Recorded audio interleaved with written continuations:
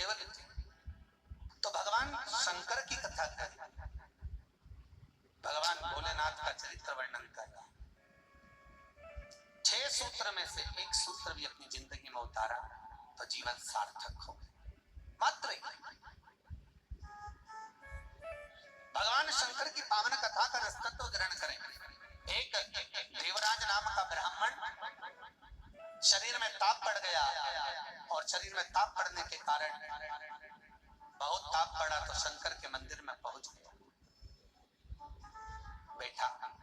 अब वहां तो थोड़ी थोड़ी देर में शंकर के मंदिर में कथा हो रही थी, प्रवचन चल रहे थे, शिव महापुराण का चरित्र चल रहा था। और ये थोड़ी थोड़ी देर में पंडित जी चिल्लाए हर हर महादेव। अब जैसे पंडित जी चिल्लाए तो इसके शरीर में ताप पड़े, इसको आ रहा बुखार। अब बुखार आए और कहीं का चिल्लाए, सिर दर्द हो, कहीं का चिल्लाए तो बड़ा बुरा लगे। अब इसको तो बड़ा अंदर से खटकाओ, तो बताओ मेरे तो शरीर में ताप पड़ रहा है, महाराज हर हर महादेव चिल्ला रहा है, पर बोल सकता नहीं।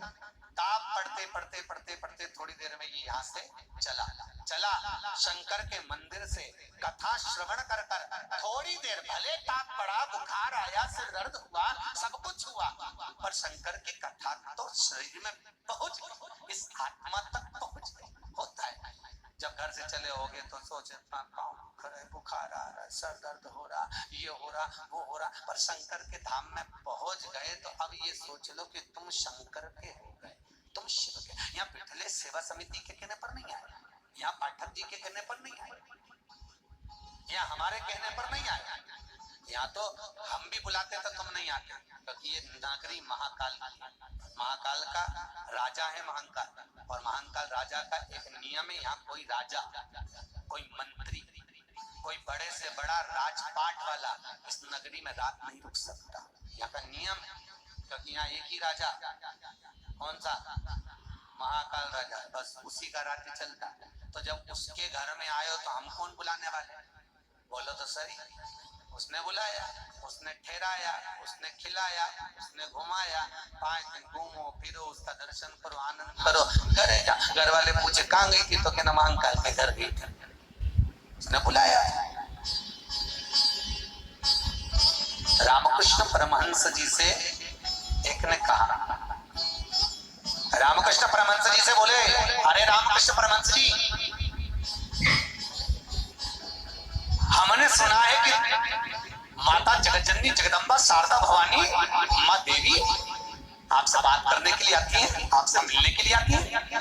रामकृष्ण परमहंस जी ने कहा, तो रामकृष्ण परमहंस जी, अगर देवी जी तुमसे मिलने आती हैं, देवी जी तुमसे बात करने आती हैं, जगदम्बा तुमसे मिलने के लिए आती है, तो रामकृष्ण परमहंस जी एक काम करो ना, एक आध बार माता जी को हमारे घर भी भेज दो। हंसी उड़ाने वाले तो कुछ भी बोल देते हैं, एक आध बार माता जी को हमारे घर भेज दो।